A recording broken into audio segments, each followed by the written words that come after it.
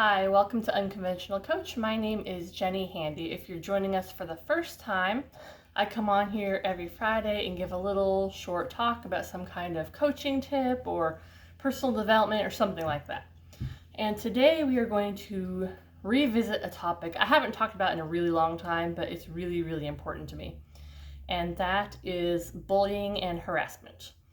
So, when we talk about bullying and harassment, most people think of schools first, right?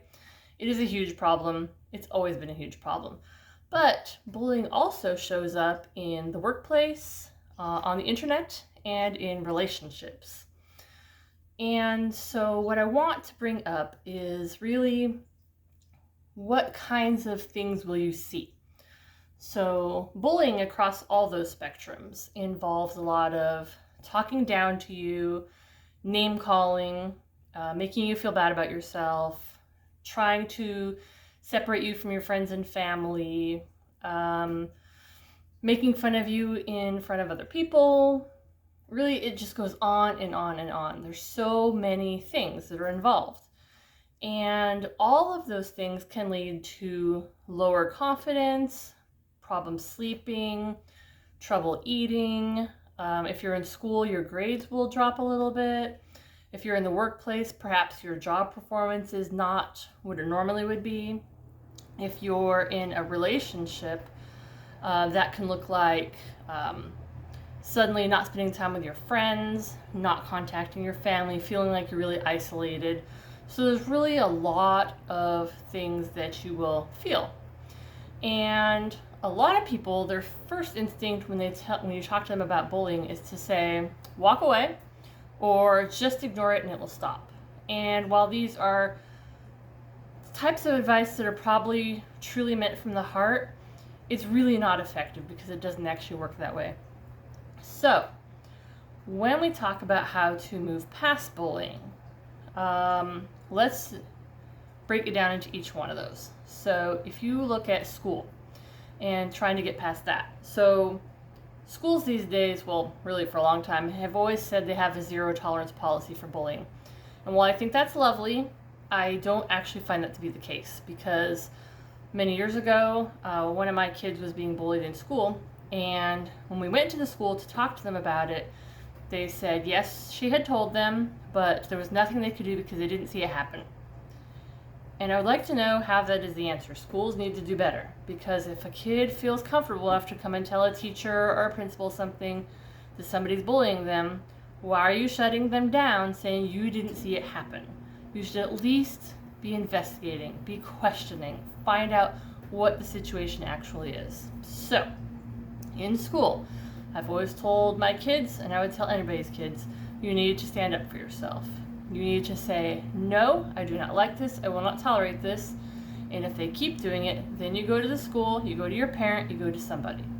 If you're in the workplace, okay, I was bullied incessantly in the workplace. Well, in school, really, I've been bullied quite a bit. But specifically speaking, in the workplace, if you have somebody that is your equal or something that is bullying or harassing you, same thing applies. You need to confront them. You need to tell them that it's unacceptable and that you will not tolerate it.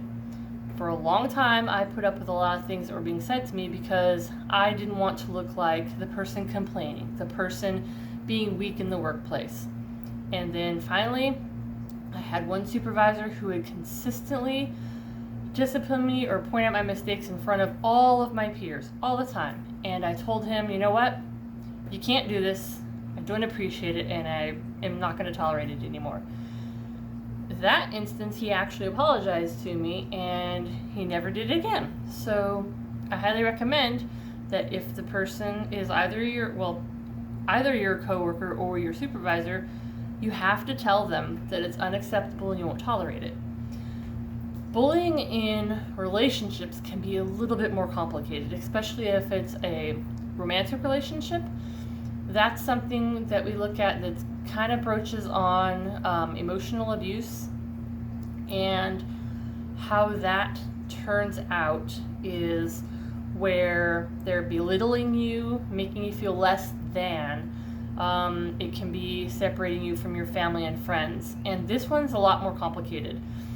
This one, you can tell them that you don't appreciate it. Sometimes you might have to go the therapy route. Sometimes you might have to walk away from the relationship. It can be really complicated. So if you are in one of those type of situations, I would highly recommend seeking therapy or some kind of counseling, some kind of couples retreat, something where you can work on that. And if the situation does not resolve itself, that's when you have to look at if you're going to walk away.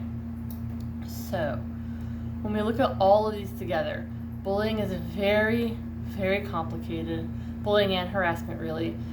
It can span any age, any gender, really any part of your life. You can experience it in one part, you can experience it in more than one part, and you can be the bully. Quite often, the person who is the bully is or has been bullied themselves. Not to excuse their behavior at all, because it's unacceptable, but that can be one of the causes. So when you are in one of these places and you see somebody being bullied, stand up for them, take them away from the situation, be kind to them, really lend an ear.